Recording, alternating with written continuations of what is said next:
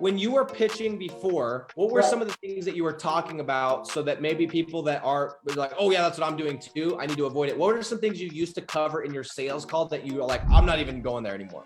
Oh, I was talking about backlinks a lot. I mean, most people have no idea what they are. Backlinks, and this is the ranking, and this is the DR and the UR and the trust flow. Look at our trust flow compared to your competitors' trust flow, and probably going, wow, what is trust flow? It's just all of those kinds of things that I was talking about instead of just, here's the bottom line, this is the numbers that come in, this is your average deal, here's your profit margin, this is what you're going to make, and this is what you're going to pay me, and that's how it's going to work, and that's it. And I mean, they're not asking how you do it at all. The last guy, I said, I was kind of surprised he actually knew what a backlink was and Ahrefs, but he was the first business owner, and I've talked to lots of business owners the last 4.5 years that had any idea really what a backlink. Some of them have a slight idea what a backlink is, but it's just not something to talk about. I have to just learn. It's just, they don't know about it, they don't want to talk about it. They just want to make a deal. That was the biggest thing. Even about their competitors. They don't even talk about their competitors. They just really want to see, what are you going to do for me? The Monopoly board thing, pitching poll, sometimes we're getting, but they get that. Okay, I play Monopoly. I want to control the pieces. I see what you're doing. I mean, I've always been doing it because I'm giving the leads up front, but not giving too many either. That's another thing. Sometimes I would let them go on, and that's the other thing that happens. Once you gave them one lead, I would just hook them up to the phone line and the call, so it would all go email to them, and we didn't have any conversations anymore. So you need to have conversations to build that relationship. So now every time a lead comes in, I'm trying to either transfer the call, do the text together, or even if I do call him directly, then I'm leaving a message, how the last one go. And so we're starting to contact and make, have conversations in that 2 weeks before I say, now can we have our Zoom meeting? And I wasn't locking him into the Zoom meeting from the first. I was just saying, would you take some leads? They're like, yeah, I'm fine.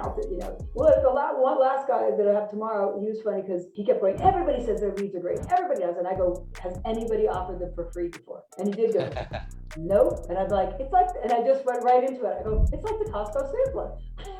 I love it. Love it. I'm like, you try it, and then if you like it. And he goes, and he was being a real kind of a hard guy. And then he was like, okay, let's do it. So I like to cover stuff at the end, but somebody, Jennifer, just asked, she said, this is my problem. I'm sending too many leads. That's a huge problem. I'm going to ask you this, Shannon. Did you feel like a couple months ago when you were trying this, like the more leads you send, the better it, like, cause I know, for example, Eugene Song, he used to think, he's called me on Christmas Eve. He's like, bro, I'm sending 20 leads and it's taken me 2 weeks and I'm still not closing. What am I doing wrong? Did you feel like there was a certain number of leads that you needed to send? I guess in my head, I thought I have to give them enough to try. So I was doing 20 or 30, and some of them it was dripping in a little bit. So I was like, oh, I gotta give them a few more. And it was that lack of contact in between that was also a bad, because they were getting them directly instead of dealing with me. Hope to get a setter, and they were dealing with them a little more too. But yeah, that length of time in between talking to them was a big deal.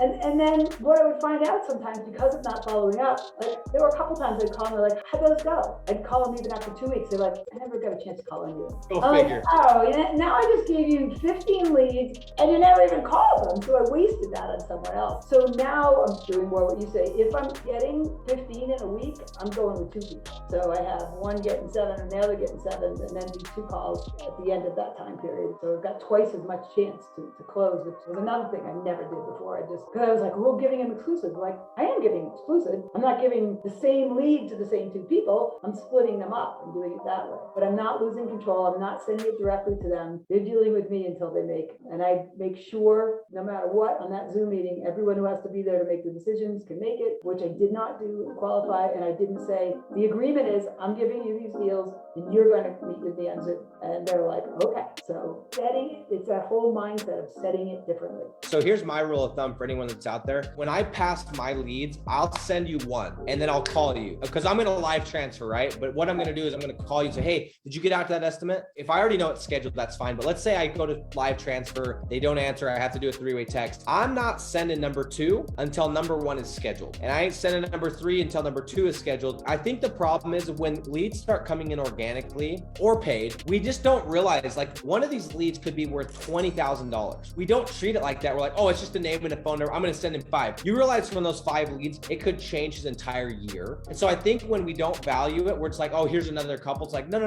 These things are gold. They're exclusive. They're live transfer. These are people with high intent. They're coming from Google. And And so once you start realizing that, you start treating them like gold. You're like, hey, I already sent you Catherine. Did you talk to her? Well, no. Okay, we'll talk to Catherine, then I'll send you another one. And so I think we sometimes get afraid to ask those hard questions. Like, no. Let them know. If they're not going to answer those calls, you're going to go find somebody else.